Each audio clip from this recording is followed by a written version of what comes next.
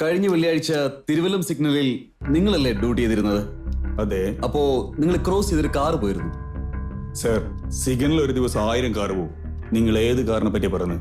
ആ കാറിൽ ഒരു പെണ്ണിനെ കൊന്ന് കടത്തിക്കൊണ്ട് പോയിരിക്കുന്നു. നിങ്ങൾക്ക് മുമ്പുള്ള സിഗ്നൽ 7:15 ക്രോസ് ചെയ്തിട്ട് അത് കഴിഞ്ഞുള്ള സിഗ്നൽ 7:45 ക്രോസ് ചെയ്തിരിക്കുന്നത്. 3 മിനിറ്റ് കൊണ്ട് ക്രോസ് ചെയ്യേണ്ട കാർ 30 മിനിറ്റ് എടുത്തിരിക്കുന്നു. അപ്പോൾ ഉറപ്പായിട്ടും നിങ്ങളുടെ സിഗ്നലിൽ കാർ നിന്നിരിക്കണം.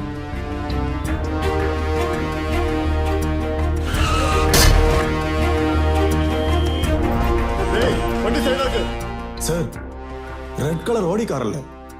അതെ. 2 വീലറിൽ വന്നൊരു അമ്മയും കുട്ടിയും ആ കാർ ഇടിച്ചതുകൊണ്ട് അവിടെ വീണിട്ടുണ്ടായിരുന്നു. അതിനുശേഷം ഞാൻ അവരെ എഴുന്നേൽപ്പിക്കുമ്പോഴേക്കും കാർ എടുത്തവന്മാർ പോയി കളഞ്ഞു സർ. പോയി കളഞ്ഞോ? എന്താ സർ ഒരു ഉത്തരവാദിത്തത്തോട് സംസാരിക്കുന്നത്? ആ കാറിൽ ആരാ ഉണ്ടായിരുന്നു ശ്രദ്ധിച്ചോ?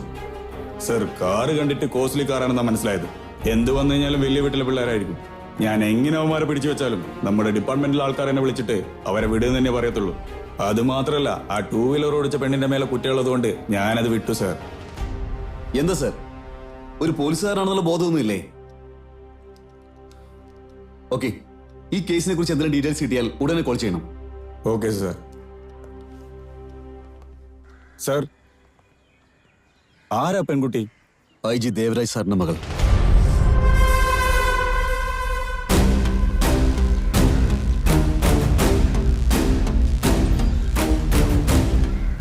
നിങ്ങൾ ഏതാണ്? മട്ടൻ രവിയുടെ ആൾക്കാരാണ് സാറേ. മട്ടൻ രവി.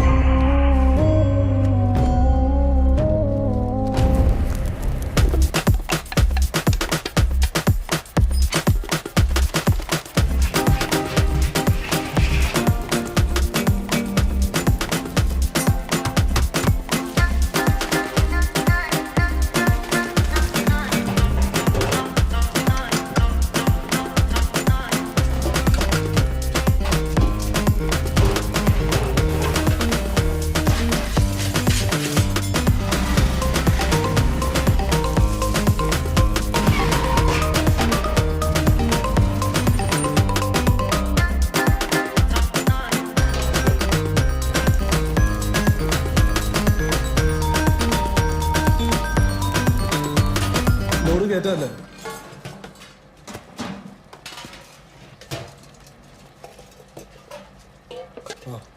കൊണ്ടുപോയിട്ട് കാക്കയ്ക്ക് ഡാ ഒരു തുലി വേസ്റ്റ് ചെയ്യാൻ പാടില്ല. ചേട്ടന് ഇഷ്ടമല്ലേ അത്? ഓ കൊണ്ടുപോ.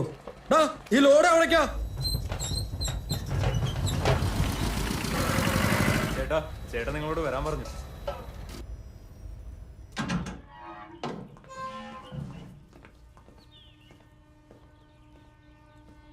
ചേട്ടാ, ഐജിയുടെ മകളുടെ കാര്യം വേറെ ആർക്കറിയാം? വേറെ ആർക്കും അറിയില്ല ചേട്ടാ. എന്താ ഏട്ടാ? നന്നായിട്ട് ആലോചിച്ചിട്ട് പറ. ആർക്കും അറിയില്ല ഏട്ടാ. ആർക്കും അറിയില്ലെന്ന് പറഞ്ഞിട്ട് ആരെ പോലെ ഒരുത്തം വന്ന് നിൽക്കുന്നു.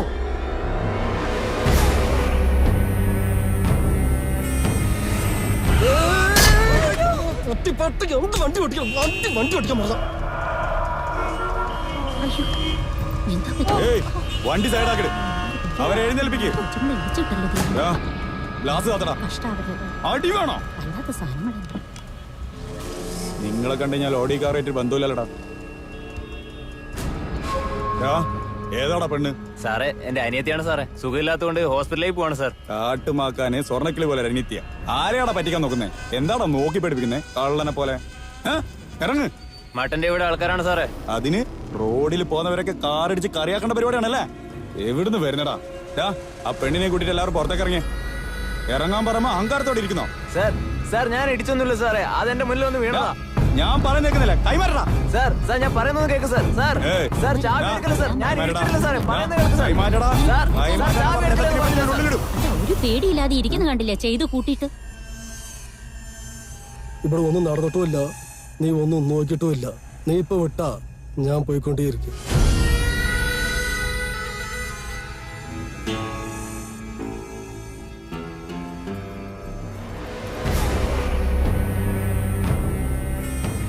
അവിടെ ആരും ഇല്ലേ? ചേട്ടാ താഴെ വീണ ചോറെല്ലാം പറക്ക്. പറക്കെടുത്തോ, അതിന് പൊക്കോ.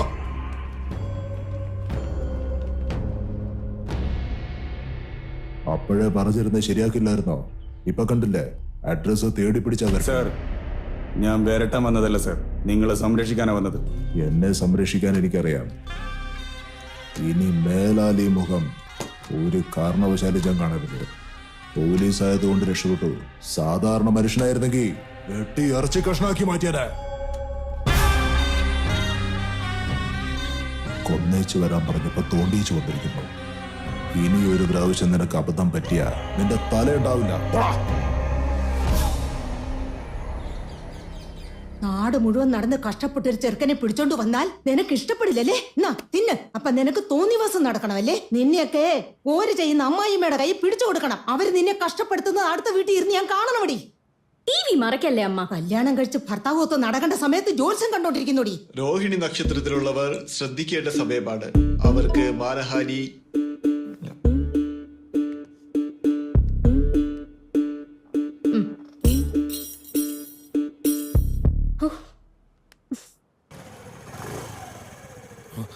ഹായ്. നിന്നെ പോലെ ഉള്ളവനൊന്നും മാനേഴ്സ് എന്താന്നേ അറിയില്ലല്ലേ? അവൾക്ക് നിന്നെ ഇഷ്ടമല്ലെന്ന് പറഞ്ഞതല്ലേ, പിന്നെ എന്തിനാ നീ അവളെ ശല്യപ്പെടുത്തുന്നേ?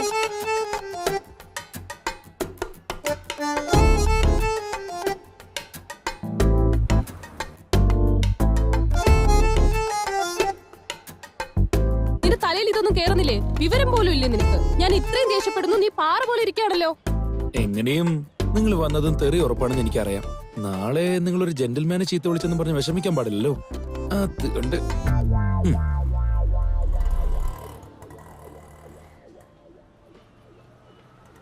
പിന്നെ പറയൂ, കുടിക്കാൻ എന്താ? ഹോട്ട് കോഫിയോ അതോ കോൾഡ് കോഫിയോ? നല്ല ചൂടിലാന്ന് തോന്നുന്നു. അപ്പൊ കോൾഡ് കോഫി തന്നെ പറയട്ടെ. Bro sir, 3 cold coffee. Okay sir. പിന്നെ എന്തൊക്കെയാ? അവളൊന്നും സംസാരിക്കാൻ പോകുന്നില്ല, അവൾക്ക് മൗനവ്രത. എന്തേലും ഉണ്ടെങ്കിൽ എന്നോട് പറഞ്ഞാൽ മതി. ആണോ? ശരിയെന്നാ നാളെ സംസാരിച്ചോളാം.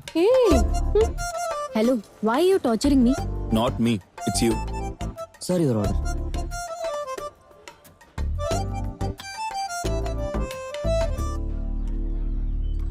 എന്തെങ്കിലും അച്ചീവ് ചെയ്തിട്ട് കല്യാണം മതിയും തീരുമാനിച്ചതാ. പക്ഷെ നിങ്ങളെ കണ്ടതിന് ശേഷം ഓരോ അച്ചീവ്മെന്റിന്റെ പുറകിലും ഒരു പെണ്ണുണ്ടാവുമെന്ന് അച്ചീവ് ചെയ്തവര് പറഞ്ഞത് ഓർമ്മ വന്നു. എന്റെ പുറകിൽ നിങ്ങളുണ്ടാവണമെന്ന എന്റെ ആഗ്രഹം. ലൈഫിൽ ഒരു കാര്യം തീരുമാനിക്കാൻ 10 പ്രാവശ്യം ആലോചിക്കാം, പക്ഷെ ലൈഫ് തന്നെ തീരുമാനിക്കാൻ 10 സെക്കൻഡ് മതി. ഈ കോഫി കുടിക്കാനുള്ള സമയം നിങ്ങൾക്കുള്ളൂ. കോഫി കുടിച്ചിട്ട് നിങ്ങളുടെ തീരുമാനം പറയൂ.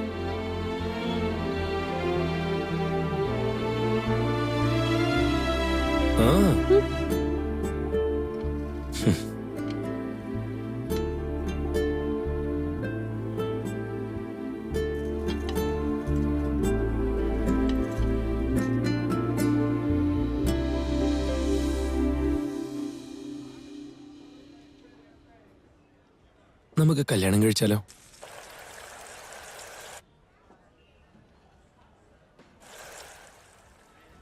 No. No. No means no. Yes. Sir, bill. എത്രയായി? 240 സർ. ഞാൻ കോഫി വിത്ത് ലവ് എന്ന് പറഞ്ഞു.